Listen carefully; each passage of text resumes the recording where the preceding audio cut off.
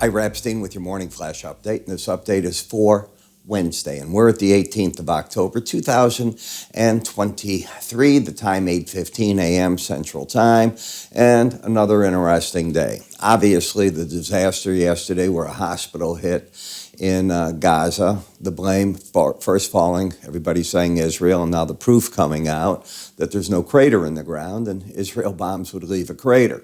So it's most likely the opposite way, that a rocket fired from behind the hospital misfired. There was some tape of conversations proving that. The world doesn't care. The world just cares that Israel did this, and then in the Arab eyes, that's it. Of course, everybody forgets about the slaughter that happened a week ago, Saturday. All these killings are not right. We know that. We're normal, all right?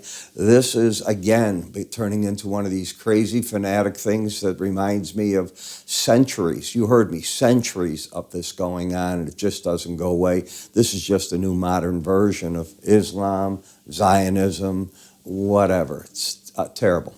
Don't get yourself caught up in it in terms of your trade. Do get yourself caught up into it in the right and wrong sides that you decide to choose, and that's up to you. All right. So in the marketplace, where are we? Well, the markets are interesting as can be. Iran today called for an embargo on oil against Israel. All right, so that would be from the Islamic countries, and it can have an impact, all right? But the idea there is that the gold market and the metal markets rally on that. Here's your call for an embargo.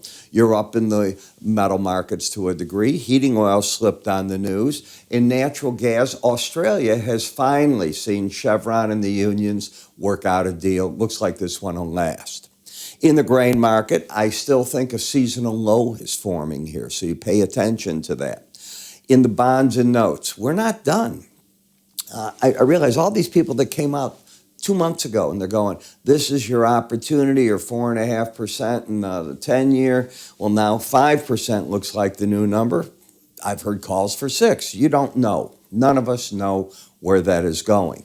I wrote yesterday in my newsletter, and as you know, I didn't put out tapes last night. I had a scheduled medical procedure. They give you that twilight medicine. I thought I'd be okay to talk. I wasn't okay to talk, eat, or anything. So there was no way I could put that out.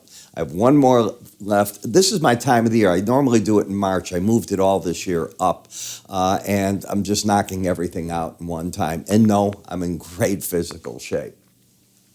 As you look at what's going on through here, even the rise in interest rates, you get moderate breaks. But do you know yesterday the stock market was rallying, if you were paying attention, right into the vote for Jim Jordan, and when he didn't get it, that's when the market let go to the downside. Now there's another scheduled vote this morning. Can Jordan close the gap and get closer to get elected? I don't think so. All right. We need somebody. I don't know what they're going to come out with, but somewhere along the line, it's now been weeks, and we don't have a budget. We don't have a border under control. What has happened is the Israel-Gaza situation has flared up into a complete regional disaster. We have the Ukraine war, which you don't even see in the news anymore. It is going on. They fired the first longer-range missiles that the U.S. gave, and they are making a difference. They are blasting it, and of course, Putin is coming out. The U.S. is involved. Of course we're involved. We're not saying we're not involved. I laugh when world leaders make these statements. The U.S. and all of NATO is involved, all right? If Mr. Putin needs interpretation, shame on you. I'm sure you realize we're all involved against you. The Belt Initiative, Belt and Road in China is going on. We have the heads of Hungary there. Putin is there. They'll all come out, how they're getting closer together and how trade's going to go up between them. And, of course, the question is in Iran, do they get involved? This is a rough time. If you think this is easy, if you think trying to find trades is hard, you're right. All of it's difficult. It straightens itself out. But for the moment, it's very difficult, and all I can advise you is be very careful. You'll start, you'll stop, the markets will move around on you, and you scratch your head wondering why. The one thing we know is war premium. Bids to the dollar Bids to the gold market. Normally, I didn't even look today, bids to the yen. There you go. That's the norm as to what happens in this type of environment. Don't count on bids to Bitcoin. It hasn't proven itself that that's where it's at.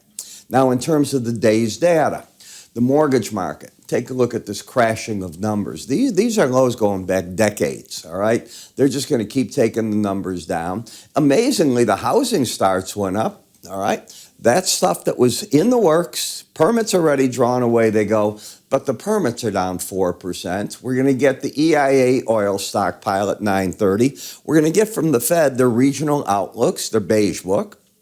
As I said, Iran calling for an embargo, and some good news out of China. Their third quarter GDP jumped 0.4 larger than the market was looking for, and GDP on the quarter was up 1.3%. That is good news because it keeps the region around them and its trading partners saying, okay, we're growing. I'm pretending I'm China. We're going to need more goods because our factories are working and so on.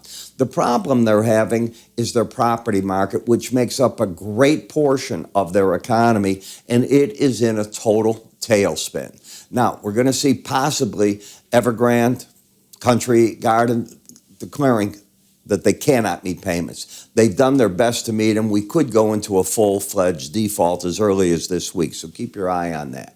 We write about this, the grains, the interest rates, price counts. You want to get our price counts. What we think of the energy markets is $105, $110 around the corner. Things of that nature. Grain bottoms, are they possibly in place? What do the grain prices mean for the meat markets? Where are the soft commodities going with El Nino in those events? And all our special reports. How do you get a free trial to it?